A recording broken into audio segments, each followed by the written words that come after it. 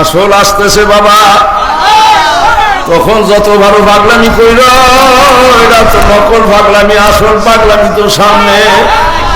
আন্দারিরা আসেনি এই বাতাস,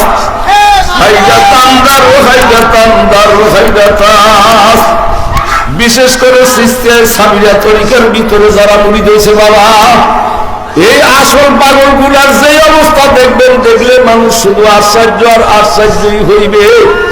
কারণ বাবা দুরুসি না মান যখন বেনেশাদাদা বেহার তুমকে আজতি দিলে কারণ দাদা নমিদা নাম হাদিসে নাম সুনাস আমি বিনামকে অনুনাস দেখুনাস। বর্তমান আল্লাহর কুতুবেরা দুই ভাই, মরহুম মালিক আল্লাহর কুতুব কালো মালিক, যখনই বয়ান করত বাবা, ময়দানের ভিতরে জবদা মুরগির মতো মানুষগুলো লাফালাফি করত, অথচ যেই লোকটা ছটফট করে তার কোনো অস্ত্রের আঘাত নাই, কোনো রক্তের চিহ্ন দেখা যায় না, কোনো কাটা ফাটাও দেখা যায় না, কিন্তু আল্লাহর জবান দেখ কি মাওলার ইশকের তীর লাগলো, সিনার ভিতরে গিয়ে আঘাত করে, যার কারণে লোকটা মজলিসে ছটফট কইরা দাও ভাই।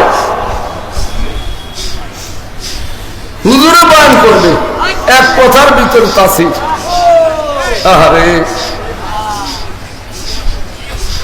আল্লাহ রসুল ফরমান, একটা লোক জান্নাতি মানুষ, জান্নাতি পাগল, কারণ আলহামদুলিল্লাহ এই জান্নাতে যাবে না। আল্লাহ রসুল হইলেন বাশীরা ওয়া নাযীরা। আল্লাহ রসুল বলেন, আমি দুনিয়ায় আসছি জান্নাতের সুসংবাদ দিতে আর জাহান্নামের ভয় দেখাইতে। এই জন্য বাবা আল্লাহ মানুষ যারা, তারা বেশিরভাগই বাবা জাহান্নামের ওয়াজ করে আর জান্নাতের সুসংবাদ দেয়।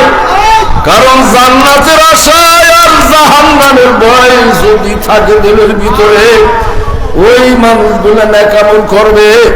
আবার এক দরজার মানুষ আছে বাবা রে, তারা জান্নাতের আশা করে না, জাহান্নামেরও ভয় করে না, তারা শুধু চায় আমার মাওলাই কই, আমার মাওলাই কই।